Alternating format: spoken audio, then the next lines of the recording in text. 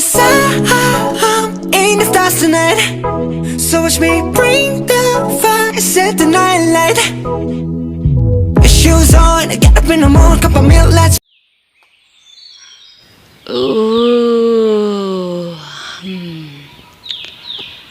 Halo semua, Assalamualaikum warahmatullahi wabarakatuh. Apa kabarnya? Mudah-mudahan sehat selalu ya.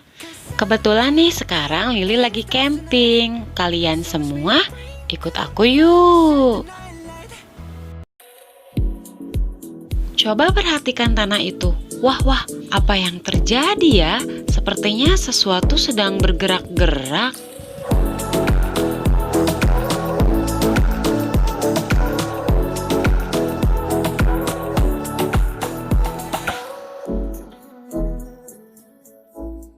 Apakah itu cacing? Atau mungkin saja ular? Sepertinya itu sesuatu yang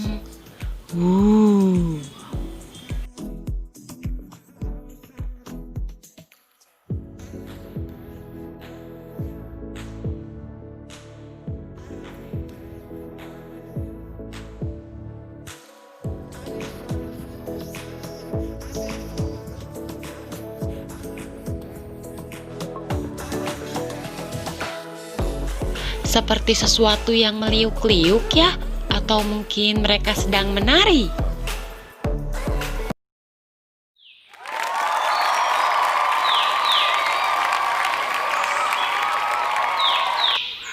Keren banget ya, subhanallah. No, itu bukan cacing atau juga bukan ular atau sesuatu yang mengerikan, tapi itu biji bunga matahari yang tumbuh dan bergerak. Oke, jadi bukan alien kayak gini nih.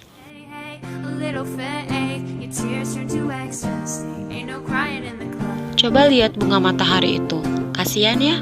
Dia ingin sekali pindah ke tempat yang lebih subur karena tanah yang dia diami itu sangatlah kering. Tapi mau gimana lagi? Namanya juga tumbuhan, bergeraknya ya pasif.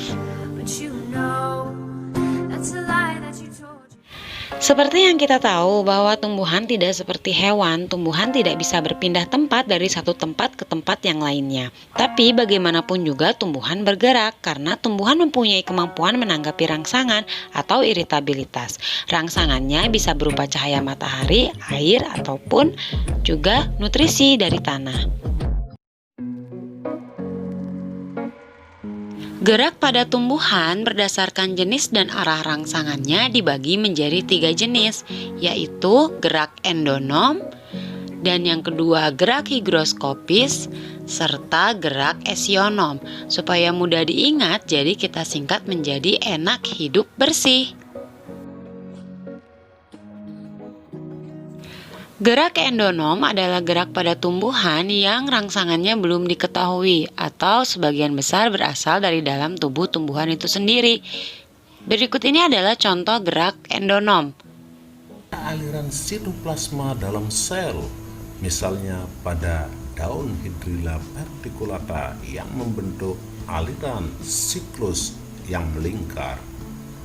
Yang kedua adalah gerak tumbuhan ketika tumbuh, misalnya tumbuhnya akar, batang, daun, dan bunga. Dan yang ketiga adalah gerak melengkungnya kuncup daun karena perbedaan kecepatan tumbuh.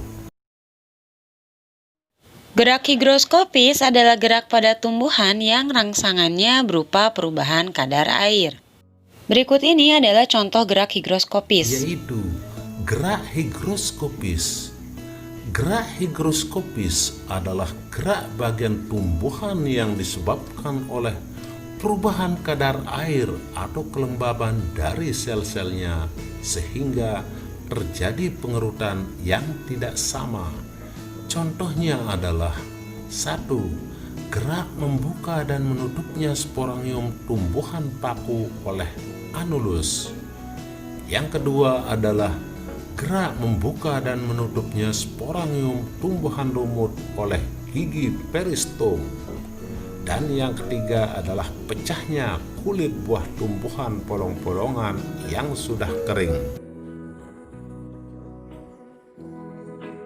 Gerak pada tumbuhan yang selanjutnya adalah gerak esionom. Gerak esionom adalah gerak tumbuhan yang rangsangannya berasal dari luar tubuh tumbuhan tersebut. Gerak esionom dibagi menjadi 3 jenis, yaitu gerak nasti, gerak tropisme, dan gerak taksis. Apa sih perbedaan gerak nasti, tropisme, dan taksis? Kita perhatikan penjelasan berikut ini. Gerak tropisme adalah gerak sebagian tubuh tumbuhan mengikuti arah rangsangan. Sedangkan gerak nasti, gerak sebagian tubuh tumbuhan juga hanya tidak mengikuti arah rangsangan. Dan gerak taksis adalah gerak seluruh tubuh mengikuti arah dibedakan rangsangan. menjadi 3 macam, yaitu tropi atau tropisme, nasti, dan taksis. Berikut penjelasan masing-masing gerak. Tropi yaitu gerak tumbuhan yang arahnya dipengaruhi oleh arah datangnya rangsang. Jika geraknya mendekati sumber rangsang, disebut dengan tropi positif, dan jika menjauhi rangsang, disebut dengan tropi negatif. Berdasarkan macam rangsang, gerak tropi dibedakan menjadi 5 macam sebagai berikut. 1.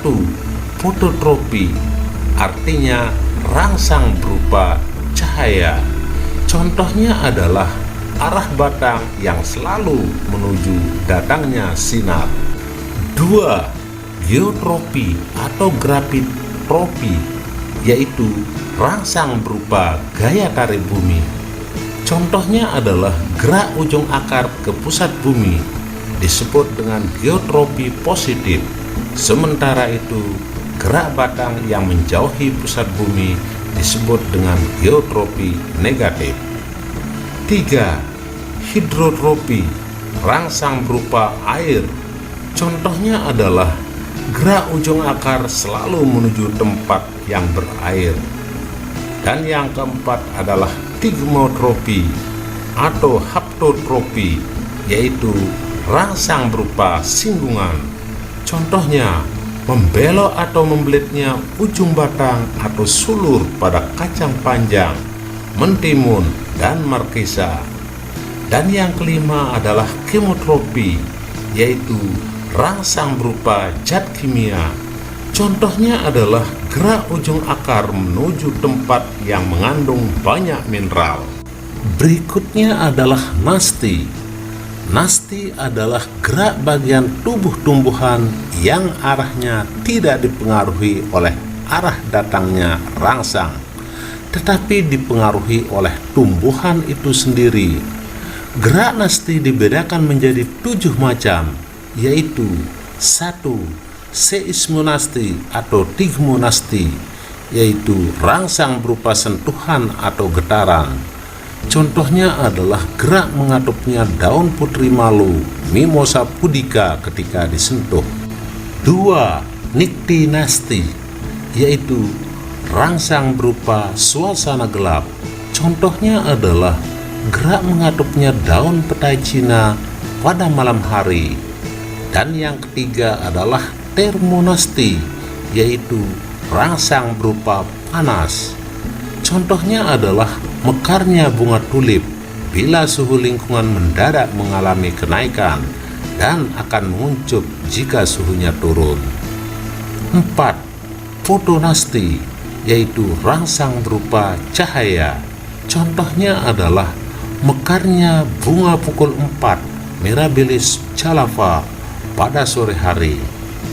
Dan yang kelima adalah kemonasti, yaitu rangsang berupa zat kimia. Contoh, membukanya mulut daun pada siang hari karena adanya karbon dioksida yang digunakan untuk fotosintesis. 6. Hidronasti, yaitu rangsang berupa air. Contohnya adalah gerak pelipatan dan penggulungan daun pada keadaan sedikit air untuk mengurangi penguapan. Dan 7. Nasti kompleks, yaitu rangsang yang lebih dari satu macam. Contohnya adalah gerak membuka dan menutupnya stomata dipengaruhi oleh cahaya matahari, zat kimia, air, dan suhu. Selanjutnya adalah taksis. Taksis adalah gerak berpindah tempat sebagian atau seluruh tubuh tumbuhan. Berdasarkan macam rangsang, gerak taksis dibedakan menjadi dua macam. Satu, fototaksis, yaitu rangsang berupa sinar. Contohnya adalah gerak kloroplas ke arah bagian sel yang terkena cahaya dan gerak spora berflagel ke arah datangnya sinar. Yang kedua adalah kemotaksis, yaitu rangsang berupa zat kimia. Contohnya adalah gerak spermatozoa pada tumbuhan lumut dan paku menuju ke sel telur di dalam archegonium. Bergeraknya spermatozoid ini karena tertarik gula atau protein yang dihasilkan oleh archegonium. Contoh berikutnya adalah gerak bakteri Angelman menuju bagian pita kloroplas Spirogyra yang terkena cahaya. Gerakan bakteri ini karena dipengaruhi oleh rangsang oksigen sebagai hasil fotosintesis dari Spirogyra.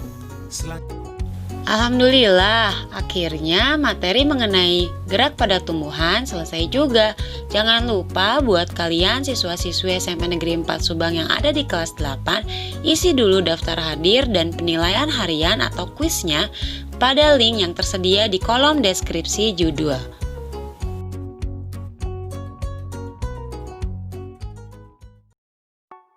Wah, menarik banget kan bahasannya? Mudah-mudahan apa yang Lili jelaskan membuat kalian lebih paham mengenai gerak pada tumbuhan.